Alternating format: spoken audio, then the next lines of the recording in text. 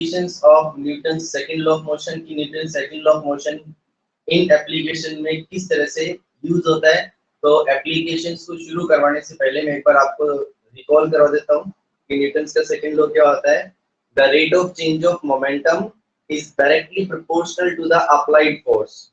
कि किसी भी बॉडी के अंदर जो मोमेंटम प्रोड्यूस हो रहा है उसमें कितना चेंजमेंट आ रहा है, हमेशा वो क्या होगा, डायरेक्टली प्रोपोर्शनल होगा। किसके होगा जी, जितना उसके ऊपर फोर्स लगाया जा रहा है। जब भी कोई आपको न्यूटन का सेकंड लॉ याद ना आए तो आपको क्या याद रखना है हमेशा कि आपके रूम में एक चेयर रखी है और आपने उस चेयर को धीरे से पुश किया तो चेयर स्लोली आगे गई, मतलब उसमें मोमेंटम कम प्रोड्यूस हुआ।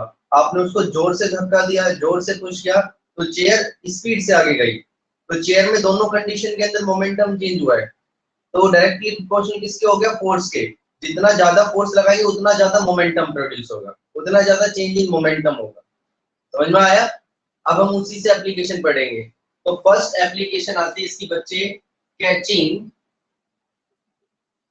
अ cricket ball. Catching a cricket ball, ये समझने की चीज है। देखो कैचिंग अ क्रिकेट बॉल में क्या है इसका केस। जब भी हम क्रिकेट खेलते हैं तो सपोज करो किसी बैट्समैन ने शॉट मारा और जो फील्डर उस बॉल को कैच कर रहा है, तो आपने ऑब्जर्व किया हो वो कैच करते करते अपने हाथ को पीछे लेके जाता है। होता है ऐसा, नहीं होता?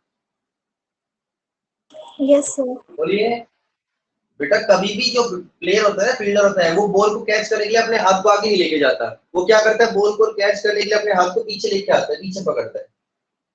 Why a cricket player moves his hand backward while catching a cricket ball? कि जब भी कोई क्रिकेट प्लेयर एक क्रिकेट बॉल को कैच करता है तो अपने हाथ को पीछे की तरफ ले जाता है। ऐसा क्यों होता है? अब मैं उसका रीजन समझाता हूँ आपको। देखो जब बैट्समैन ने शॉट मारा तो बॉल एक वेलोसिटी के साथ जा रही है और बॉल का कुछ ना कुछ क्या है, मास है। तो जब बॉल के पास वेलोसिटी भी है, मास भी है, तो इसका मतलब इस क्रिकेट बॉल के पास क्या होगा बच्चे, इसके पास मोमेंटम होगा। क्या होगा, मोमेंटम होगा इस क्रिकेट बॉल के पास। ठीक है, और वो भी लार्ज मोमेंटम होगा क्योंकि बॉल के ऊपर जो शॉट लगा है वो बहुत स्पीड से, बॉल बहुत स्पीड से आ रही है, मतलब वेलोसिटी ज्यादा है बॉल की। वेलोसिटी ज्यादा होगी तो मोमेंटम भी ज्यादा होगा। अब अगर हम उस बॉल को कैच करते हैं, याद रखना जब भी किसी चीज में मोमेंटम होता है, वो चीज जब दूसरी चीज के साथ टच करती है, स्ट्राइक करती है, तो वो अपना सारा का सारा मोमेंटम उसमें ट्रांसफर कर देती है।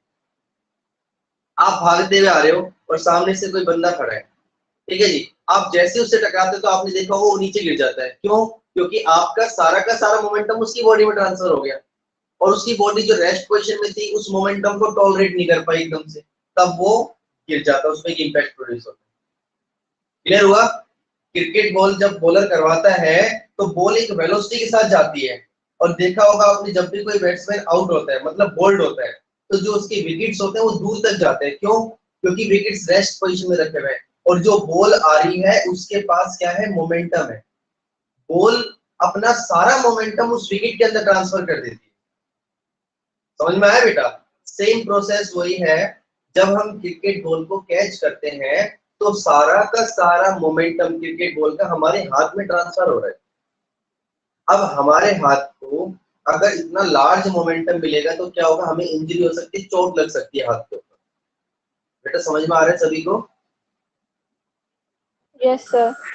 सर तो हमें क्या हो सकता है, चोट लग सकती है अगर हम सीधा कैच पकड़ते हैं। तो अब क्या होगा, देखो एक तो बॉल आप यहाँ पकड़ोगे, ठीक है, और एक बॉल, इसी बॉल को आप रोकते रोकते यहाँ तक पकड़ रहे हो। अब मुझे कोई ये बता सकता है कि इस बॉल की जो वेलोसिटी है यहाँ पर ज्यादा है या यहाँ पर ज्यादा होगी? सर फर्स्ट वाले पे ज्यादा यहाँ वेलोसिटी पर है। ज्यादा होगी। यहाँ यस पर सर। ज्यादा होगी ना, क्योंकि जितना ज्यादा वो डिस्टेंस करेगा धीरे धीरे वेलोसिटी तो क्या होती जा रही है, कम होती जा रही है। ठीक है, जब वेलोसिटी कम होगी बच्चे तो उसका मोमेंटम भी क्या हो जाएगा, कम हो जाएगा। टाइम बढ़ेगा, टाइम बढ़ेगा तो वेलोसिटी कम होगी, क्योंकि अगर एक तो हम कैच को आगे पकड़ रहे हैं जल्दी और एक हम हाथ को पीछे लेके आ रहे हैं तो टाइम बढ़ता जा रहा है कैच पकड़ने का। टाइम बढ़ रहा है तो बॉल को ज्यादा डिस्टेंस कवर करना है थोड़ा सा, उससे वेलोसिटी क्या होती जा रही है, कम होती जा रही है। और वेलोसिटी कम होगी तो बॉल का मोमेंटम भी कम होगा, जिससे हमें चोट कम लगेगी, इंजरी कम होगी हाथ को। समझ में आया क्वेश्चन? बोलो Yes, बेटा, sir. जिस बच्चे को नहीं समझ में आया वो बताओ, मैं ताकि उसको दोबारा एक्सप्लेन कर सकूं। बहुत सिंपल सा टॉपिक है कि मोमेंटम कम करना है। मोमेंटम कम दो तरीकों से हो सकता है। कैसे? या तो मास को कम कर दे या वेलोसिटी को कम कर दे। अब बॉल का मास तो आप कम कर नहीं सकते, ऐसा तो है नहीं कि बॉल को हम काट देंगे बीच में से और वो हाफ हो जाएगी, उसको तो हम कर नहीं सकते कम। बट वेलोसिटी जरूर कम हो सकती है। कैसे? हम डिस्टेंस बढ़ा दिए बॉल का पकड़ने के लिए, जब डिस्टेंस बढ़ेगा तो बॉल की वेलोसिटी ऑटोमेटिकली क्या हो जाएगी? डिक्रीज हो जाएगी। वेलोसिटी डिक्रीज हुई तो मोमेंटम डिक्रीज हो जाएगा। समझ में आया? Yes, sir. Sir. Yes, sir. तो इसका आंसर क्या होगा? By catching a cricket ball, a cricket player moves his hand backward because during this time he increased the time interval to catch the ball, which decrease the momentum of the ball. क्योंकि वो time increase कर रहा है catch पकड़ने का पीछे ले जाने के टाइम, उससे क्या होगा? बॉल का मोमेंटम क्या होता जा रहा है? कम होता जा रहा है।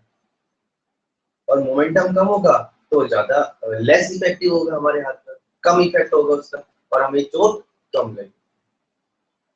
क्लियर हुआ फर्स्ट एप्लीकेशन? आई थिंक किसी को कोई डाउट तो नहीं है इसमें? Yes. No, sir. No, sir. No, देखिए, sir. सेकंड एप्लीकेशन है इसकी, केस ऑफ हाई जंप, या इसको लॉन्ग जंप भी बोल सकते हैं। ठीक है, जितने भी गेम केस, हमें पहले हाई जंप का केस लेते हैं।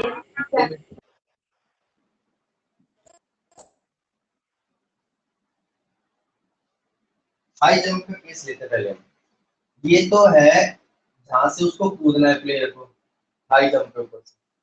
ठीक है, और ये नीचे लगे हुए हैं क्या? इतना बड़ा मैट्रिसेस लगा हुआ है, गद्दा लगा हुआ है। क्या लगा हुआ है? गद्दा लगा हुआ है। ठीक है, सेम वही प्रोसेस बता रहा हूँ इसके अंदर भी। और इसी जगह पर बराबर में क्या है? यहाँ पर भी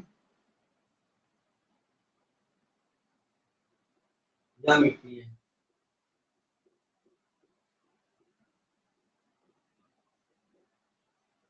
यहाँ क्या है? मिट्टी है। ठीक है, और सेम यही इसी हाइट के ऊपर प्लेन यहाँ से कूदेगा और नीचे बिल्कुल प्लेन फर्श दिख रहा है बेटा आपको? Yes, sir. Yes, sir. यहाँ पर प्लेन फर्श बिल्कुल। ठीक है, ये है इसके अंदर मैट्रिसेस, ये क्या है? सैंड, और ये क्या है? Direct floor, hard floor. अब आपने देखा हो जितने भी जिम्नास्टिक वाले गेम होते हैं, एथलीट्स गेम होते हैं, जैसे kabaddi, kho kho, high jump, long jump, ये सारे या तो गद्दे पे होते हैं या मिट्टी पे होते हैं। पता है ना आपको? यस और no? Yes, sir. Yes, sir. Yes, sir. Yes, sir. या तो ये सारे मैट्रिसेस पे होंगे या मिट्टी पे होंगे, कभी भी फ्लोर के ऊपर नहीं होते, जमीन पे नहीं होते। उसका रीजन बताता हूँ क्यों नहीं होते। अगर कोई प्लेयर हाई जंप कर रहा है, ऊपर से कूद रहा है, ठीक है, तो उसकी बॉडी में कुछ ना कुछ मास है, और जब वो किसी वेलोसिटी के साथ कूदेगा तो उसकी बॉडी में क्या प्रोड्यूस होगा? बोलो, क्या प्रोड्यूस होगा बेटा? Momentum. मोमेंटम। वेरी गुड, उसकी बॉडी के अंदर मोमेंटम प्रोड्यूस होगा। अब वो मोमेंटम जो लार्ज मोमेंटम है, ठीक है, और जब वो नीचे स्ट्राइक करेगा किसी भी चीज पे, तो वो चीज क्या करेगी? उसके ऊपर फोर्स लगाएगी एक तरह से, ताकि उसको स्टॉप रोक सके। समझ में आया ना? लार्ज मोमेंटम अगर इंस्टेंटली रुक गया तो क्या होगा? हमारी बॉडी पे चोट लग सकती है। तो इसलिए क्या होता है, ये जो गद्दे लगा रखे हैं यहाँ पर, इनके अंदर एक प्रॉपर्टी होती है कंप्रेसिबिलिटी की। आप गद्दे में कूदते हैं ऊपर से तो देखा वो गद्दा नीचे कंप्रेस हो जाता है, प्रेस हो जाता है। हो रहा है ऐसा? तो इसीलिए जैसे ही एथलीट नीचे कूदते हैं तो क्या होता है, जो कुशन है, गद्दा है, ये कंप्रेस हो जाता है।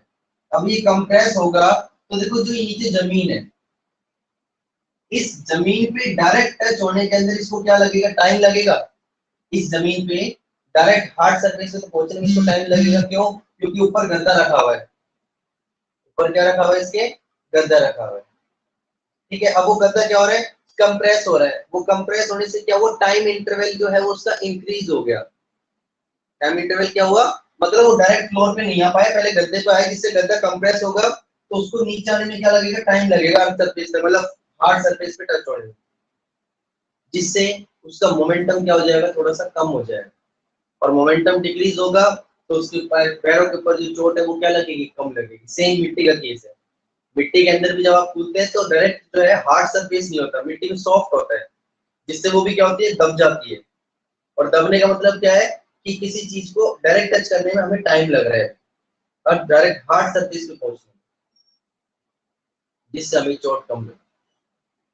और एक हम इस गेम को डायरेक्ट फ्लोर के ऊपर करवाएं, हार्ड फ्लोर पे, तो क्या होगा, जैसे ही वो एथलीट ऊपर से कूदेगा तो उसका लार्ज मोमेंटम इस सरफेस के ऊपर स्ट्राइक करेगा और वो तो इंस्टेंटली इसको रोक देगा। यहाँ तो कुछ चीज कंप्रेस भी नहीं हो सकती, तो एक लार्ज फोर्स लगेगा इसके ऊपर, जिससे क्या होगा, उसके पैरों पे चोट लग सकती है, उसकी बॉडी पे चोट लग सकती है। आप अपने ऊपर ही ले लीजिए इसका एग्जांपल, अगर इसमें समझ में नहीं आ रहा। आप किसी हाइट से ऊपर से नीचे कूद रहे हैं, ठीक है, और नीचे है फर्श, बिल्कुल हार्ड सरफेस है। आप जब नीचे कूदते हो तो आपके पैरों पे थोड़ी सी चोट लगती है, क्यों? क्योंकि आप जब ऊपर से कूद रहे हो तो बॉडी में एक मोमेंटम है, वो मोमेंटम अब जीरो होगा, क्योंकि जैसे आप नीचे उतरोगे तो रेस्ट पोजीशन में आओगे, एक लार्ज मोमेंटम इंस्टेंटली जीरो हो गया धक्के के साथ ही। और इनके केस में जैसे आप मिट्टी पे या किसी गद्दे पे कूदते हो तो उसमें क्या होता है, आपको चोट नहीं लगती, कम लगती है। क्यों? क्योंकि जैसे आप गद्दे पे कूदे तो गद्दा दब गया, मतलब उस गद्दे ने इस हार्ड सरफेस पर आपको पहुंचने से पहले थोड़ा सा टाइम ले लिया, जिससे आपका मोमेंटम क्या हो गया, कम हुआ और आपको चोट कम लगी। समझ में आया, ही नहीं आया? Yes, sir. Yes, sir. ठीक है, तीसरा केस भी ऐसा ही है इसका।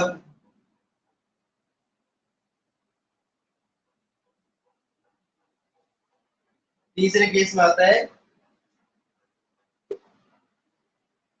shockers are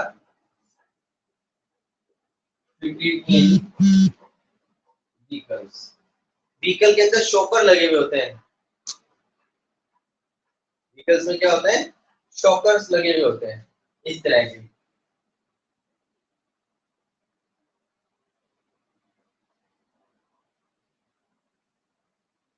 देखें, ये नीचे की तरफ लगते हैं व्हीकल में शॉकर। अब इनका काम क्या होता है वो देखो। जैसे हम सपोज करो गाड़ी में जा रहे हैं, ठीक है, ये हर चीज में होते हैं, बाइक में भी होते हैं, साइकिल की गद्दी में भी शॉकर लगे होते हैं नीचे की तरफ। हम बाइक पे जा रहे हैं, ठीक है, तो क्या हुआ, हमने देखा है सामने गड्ढा आ रहा है।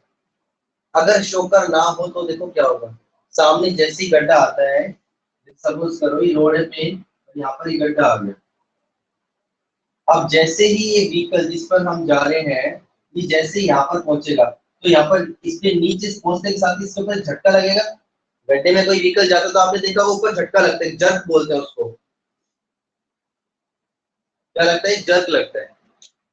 ठीक है, अब जब वो जैसे ही मोमेंटम भी है इसका, जैसे ही वो नीचे उतरेगा तो मोमेंटम इंक्रीज होगा, जैसे इससे स्ट्राइक करेगा वो मोमेंटम कहाँ पर ट्रांसफर होगा, ऊपर की तरफ ट्रांसफर होगा। और जब वो मोमेंटम ऊपर ट्रांसफर होगा तो हमारी बॉडी में चोट लगेगी। आपने देखा होगा ना, साइकिल या बाइक किसी गड्ढे में जाती तो कई बार कमर पे झटका लगता है, ऐसा होता है। Yes, sir. Yes, sir. ठीक है ना, उसका रीजन यही है। उसका रीजन क्या है, क्योंकि जो उसमें मोमेंटम प्रोड्यूस हुआ वो मोमेंटम इंस्टेंटली ऊपर चला गया। अब ये शॉकर का काम क्या होता है, जैसे ही बाइक या गाड़ी किसी भी गड्ढे में जाती है तो ये शॉकर जो है खुल जाते हैं, एक्सपेंड हो जाते हैं। नीचे जाते ही साथ ही शॉकर क्या होते हैं, एक्सपेंड हो जाते हैं। जब शॉकर एक्सपेंड हुए तो उन शॉकर ने टाइम इंटरवल क्या कर दिया, बढ़ा दिया। एक चीज तो तुरंत यहाँ से यहाँ पहुंच गई, और एक चीज ने शॉकर जब ओपन हुई तो उस चीज को ऊपर पहुंचने में थोड़ा सा टाइम लगेगा, जिससे उसका मोमेंटम क्या हो जाएगा बेटा, डिक्रीज हो जाएगा। और मोमेंटम डिक्रीज होगा तो हमें उसका पता नहीं चलेगा। तो आप कभी भी नोट करना, अगर कोई पर्टिकुलर गड्ढा है वहां पर और आप बाइक से जा रहे हैं तो आपको उसमें जर्क लग सकते हैं, और अगर आप गाड़ी में जा रहे हो तो थोड़ा सा कम जर्क लगेगा, क्योंकि उसमें शॉकर बड़े होते हैं, हैवी होते हैं। आप बस में जा रहे हो तो देखा होगा बस छोटे से गड्ढे गड्ढे जो होते हैं उनके ऊपर कभी रुकती नहीं, उन पर स्पीड से चली जाती है, क्योंकि पता नहीं चलता, उसके टायर एक तो बहुत चौड़े होते हैं, ठीक है, और दूसरा उनके शॉकर जो होते हैं वो हैवी होते हैं, हमें ऊपर जल्दी से झटका नहीं लग पाता। क्लियर हुआ? Yes, sir. Yes, sir. इसी के अंदर एक केस और दिखा देते हैं आपको, लास्ट एक आता है case of seat belt. Case of seat belt, तो उसके अंदर भी यही केस है कि जब हम गाड़ी में जाते हैं तो हम सीट बेल्ट लगा के रखते हैं। वो क्यों लगा के रखते हैं? क्योंकि जब गाड़ी चलती है ना बेटा, तो उसके साथ साथ हमारी बॉडी भी मोशन के अंदर होती है, तो दोनों में क्या होता है? मोमेंटम है भाई, गाड़ी का हमारा कुछ ना कुछ मास है, किसी न किसी वेलोसिटी से मूव कर रहे हैं, तो दोनों में क्या है? मोमेंटम। अब क्या होगा, जैसे सपोज करो फॉर एग्जांपल एक एक्सीडेंट होता है। अब एक्सीडेंट में क्या होगा? गाड़ी तो रुकेगी भाई, किसी चीज के साथ जब कोलाइड करेगी तो गाड़ी वहीं पे रुक जाएगी। वो लार्ज मोमेंटम जो गाड़ी में चल रहा था, गाड़ी के अंदर हमारी बॉडी में जो प्रोड्यूस हो रहा था, वो लार्ज मोमेंटम इंस्टेंटली टकराते के साथ ही क्या हो गया? जीरो हो गया, चेंज हो गया। इसका मतलब क्या हुआ? सामने वाले व्हीकल ने एक फोर्स लगाया, हमारी बॉडी उस फोर्स को, गाड़ी उस फोर्स को टॉलरेट नहीं कर पाती, वो एकदम से किस में आ जाती है? रेस्ट में। बट हमारी बॉडी स्टिल किस में? अभी मोशन में, उसमें मोमेंटम प्रोड्यूस हो रहा है। तो इसलिए क्या लगाते हैं? सीट बेल्ट लगाते हैं, ताकि हम इजीली आगे ना जा सके। सीट बेल्ट क्या करती है? स्ट्रेचेबल होती है, वो हमारे को डायरेक्ट बोनेट पे गिरने से पहले हमारी बॉडी की जो वेलोसिटी है उसको कम कर देती है, और वेलोसिटी कम हुई तो बॉडी का जो मोमेंटम है वो भी क्या हो जाएगा? कम हो जाएगा। बॉडी का जो मोमेंटम है वो क्या हो जाता है? कम हो जाता है। इसलिए सीट बेल्ट हमेशा लगानी चाहिए। ऐसा नहीं कि गाड़ी की फ्रंट सीट के ऊपर ही सीट बेल्ट होती है, गाड़ी की पीछे की जो सीट होती है, बैक सीट, उसमें भी सीट बेल्ट होती है। क्योंकि अगर बाई चांस एकदम से ब्रेक भी लग जाते हैं तो हम डायरेक्ट आगे नहीं जा पाते, सीट बेल्ट हमें रोक लेती है। It is for safety purpose. तो ये भी किसकी एप्लीकेशन है? Newton second law of motion की। कई बार क्या होता है बेटा, इन सभी एप्लीकेशंस में से कोई सी भी एक एप्लीकेशन आपको दे दी जाती है और उसमें पूछा जाता है which law is responsible for this case. तो आपको याद रखना है कि किस एप्लीकेशन को हम किस लॉ के अकॉर्डिंग पढ़ रहे हैं। यहाँ तक समझ में आया? Yes, sir. बोलिए। Yes, sir. अब हम करेंगे इसके numerical which are completely based on the Newton's second law of motion.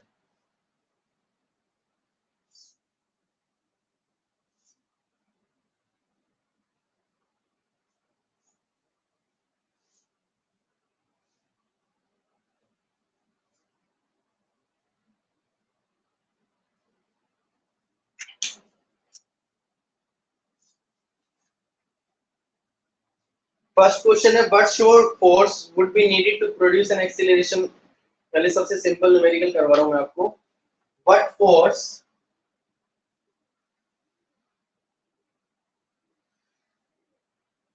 would be needed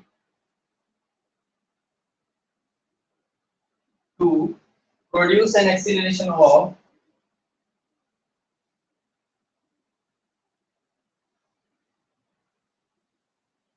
produce an acceleration of 4 meter per second square in a ball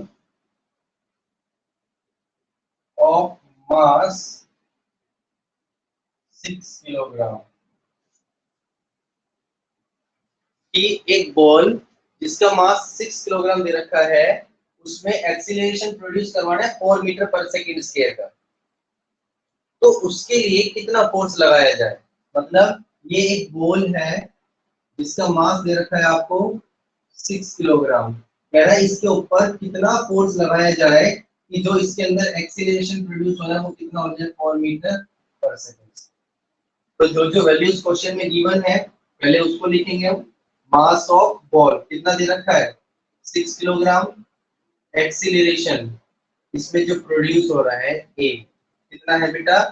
4 metre पर second square. क्या निकालना है आपको? Force. तो फॉर्मूला बता रखा क्या होता है? Mass into acceleration.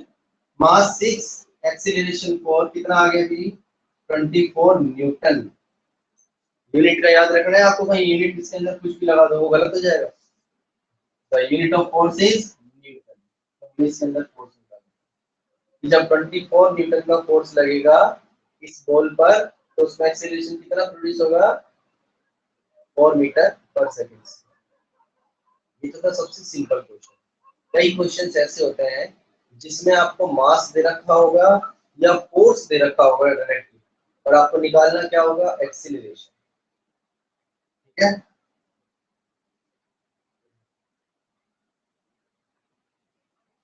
अब नेक्स्ट क्वेश्चन है इसमें एक, ये क्वेश्चन समझ में आ गया सभी को? Yes, sir. Yes, sir. Yes, sir.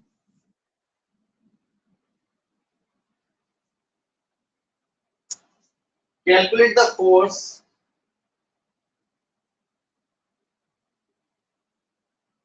required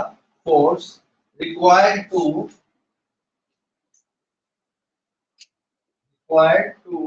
impart to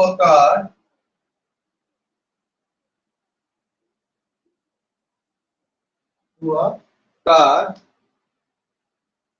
a velocity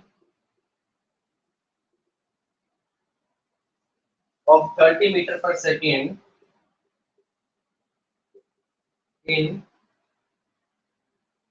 10 seconds starting from rest.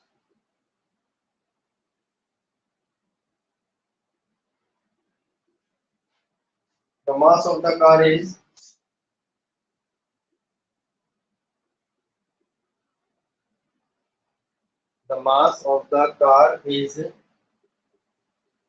1500 kilo.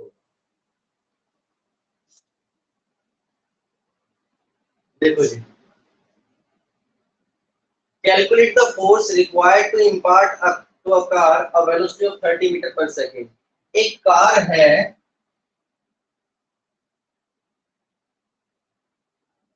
ठीक है जी, जो किसमें है, रेस्ट पोजीशन में रुकी हुई है। इस पोजीशन में है, रेस्ट पोजीशन के अंदर। वो कह रहा है इस कार पे कितना फोर्स लगाया जाए कि जिससे इसकी जो वेलोसिटी है वो वेलोसिटी कितनी पहुंच जाए, यहाँ पर 30 मीटर पर सेकेंड। फाइनल वेलोसिटी कितनी पहुंच जाए, 30 मीटर पर सेकेंड। और कितनी देर में पहुंचनी चाहिए, 10 सेकेंड के अंदर। कार का मास दे रखा है 1500 किलोग्राम। तो भाई फोर्स निकालने के लिए तो आपको क्या चाहिए, मास और एक्सीलरेशन चाहिए, बट आपके पास तो एक्सीलरेशन नहीं है। इस क्वेश्चन में हमारे पास तो एक्सीलरेशन है ही नहीं। So first of all we have to find out the acceleration. पहले हमें एक्सीलरेशन निकालना। उसके लिए किसका यूज करेंगे, फर्स्ट चैप्टर की इक्वेशंस ऑफ मोशन। अब जब ये कार रेस्ट पोजीशन में रखी है तो हम क्या देखेंगे, इसके अंदर इनिशियल वेलोसिटी कितनी दे दी बेटा, इसकी u कितनी हो जाएगी, 0 मीटर पर सेकेंड। इनिशियल वेलोसिटी कितनी होगी, 0 मीटर पर सेकेंड। फाइनल वेलोसिटी कितनी दे रखी है बेटा, 30 meter पर सेकेंड। और ये कितनी देर में पहुंची है वेलोसिटी उसकी, टाइम ये दे रखा है हमारे को 10 बार को। तो कौन सी इक्वेशन यूज कर दें, एक्सीलरेशन का फॉर्मूला क्या Sir, होता V है, minus U upon T. Very good, v minus U upon U upon T. आता है ना, v is equal to U plus at, तो उसको अरेंज करके हम ये निकाल देते हैं। तो Yes. देखो आपको सारी चीजें है, v दे रखा है 30, u 0 और t दे रखा है 10। तो 30 अपॉन 10 कितना आ गया बेटा, 3 मीटर पर सेकेंड स्क्वायर। कितना आ गया, 3 मीटर पर सेकेंड स्क्वायर। और हमें क्या गिवन है बच्चे, मास ऑफ द कार, ये कितना है 1500 kilogram. Mass of the car is 1500 kilogram. So find out the force. अब निकाल दो force, formula mass into acceleration. Mass 1500 दे रखा है, ये निकल गया हमारा 3, कितना आ गया बच्चे, 4500 4500 Newton. This is the force which used to impact a car a velocity of 30 metre पर सेकेंड। मतलब जब उस कार के ऊपर 4500 न्यूटन का फोर्स लगाया जाएगा तो वो कार रेस्ट पोजीशन से चलकर कितनी वेलोसिटी अटेन करेगी 30 मीटर पर सेकंड, और कितनी देर के अंदर अटेन करेगी बेटा इन 10 सेकंड। समझ में आया? बोलो। Yes, sir. Yes, sir. किसी बच्चे को डाउट है इसमें? No, sir. बताओ बेटा, if you have any doubt in this question then you may ask to me, क्योंकि आपकी बुक्स के जो क्वेश्चंस है you have to solve these questions yourself which are completely based on the Newton's second law of motion। आपकी book में जो Newton second law of motion के question है वो आपको खुद ही सॉल्व करने हैं ताकि आपकी प्रैक्टिस हो सके, और जो क्वेश्चन नहीं आएगा उसको हम क्लास में डिस्कस करेंगे। नेक्स्ट क्वेश्चन देखो।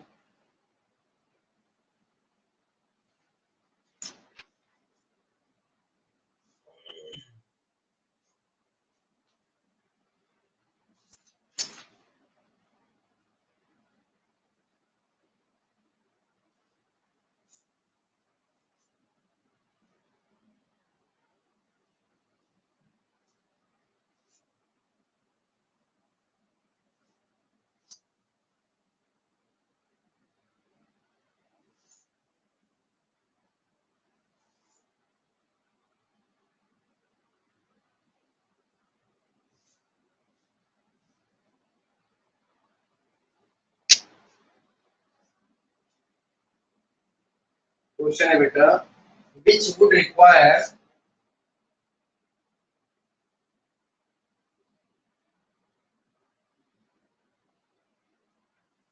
a greater force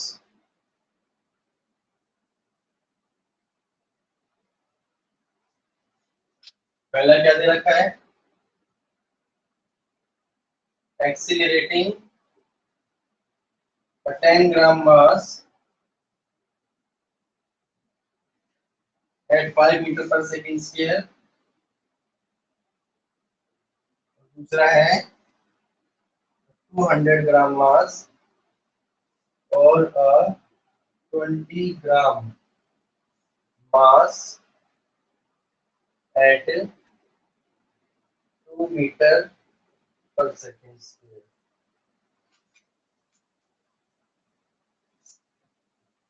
कह रहा है कि दोनों के अंदर किसमें ज्यादा फोर्स लगेगा। एक तो क्या दे रखा है 10 ग्राम मास का एक ऑब्जेक्ट है जिसमें कितना एक्सेलरेशन प्रोड्यूस हो रहा है 5 मीटर पर सेकेंड स्क्वायर। तो पहले हम इसी का केस ले रहे हैं। फर्स्ट पार्ट मास कितना दे रखा है 10 ग्राम, तो आपका पहला काम है इस ग्राम को किसमें चेंज करना किलोग्राम में। ये आ गया 1/100 किलोग्राम। एक्सीलरेशन कितना है बच्चे इसका 5 मीटर पर सेकेंड स्क्वायर। तो आपको क्या निकालना है फोर्स मास इनटू एक्सीलरेशन। मास कितना है 1/100 और एक्सीलरेशन 5 कितना आ गया बेटा 0.05 न्यूटन। इसके लिए तो चाहिए इतना फोर्स। और अब दूसरे केस के अंदर मास दे रखा है 20 ग्राम, तो 20/1000 10 से 10 कितना हो गया। तो इसका चीज देखो जो नीचे 100,000 हो तो उसको कट मत करो 0.02 किलोग्राम। ठीक है। और इसके बाद क्या दे रखा है हमारे को यहाँ पर एक्सीलरेशन कितना प्रोड्यूस हो रहा है बच्चे उसमें 2 मीटर पर सेकेंड से। क्या निकालना है वही फोर्स तो निकाल दो मास इनटू एक्सीलरेशन। मास आ गया हमारे पास कितना 2/100 इनटू में और क्या दे रखा है एक्सीलरेशन 2 तो आ गया 4/100 0.04 न्यूटन। तो आपको बताना है कि दोनों केस के अंदर किस केस के अंदर हमारे को ज्यादा फोर्स की रिक्वायरमेंट होगी। तो वो आएगा 0.05 न्यूटन, क्योंकि वही केस ऐसा है जिसके अंदर हमें ज्यादा फोर्स की रिक्वायरमेंट है। तो in this case 10 gram mass acceleration of 5 meter per second square they require the greater force as compared to the other। is it clear? so beta ये जो न्यूमेरिकल्स थे ये भी किसके ऊपर बेस है पूरा Newton second law of motion के ऊपर बेस। अब इन क्वेश्चंस की आपको तो प्रैक्टिस करनी है, और फिर भी अगर आपको किसी भी पर्टिकुलर टॉपिक में कोई डाउट लगता है तो उसको हम नेक्स्ट क्लास में डिस्कस करेंगे, ठीक है। इसको अच्छे से रिवाइज करना बेटा, और नोट्स जो मैं आपको आज सेंड करता हूँ। कल मैं नोट सेंड नहीं कर पाया था, आपको आज मैं नोट सेंड करता हूँ यहाँ तक के। सो थैंक यू बेटा, god bless you, stay home, stay safe.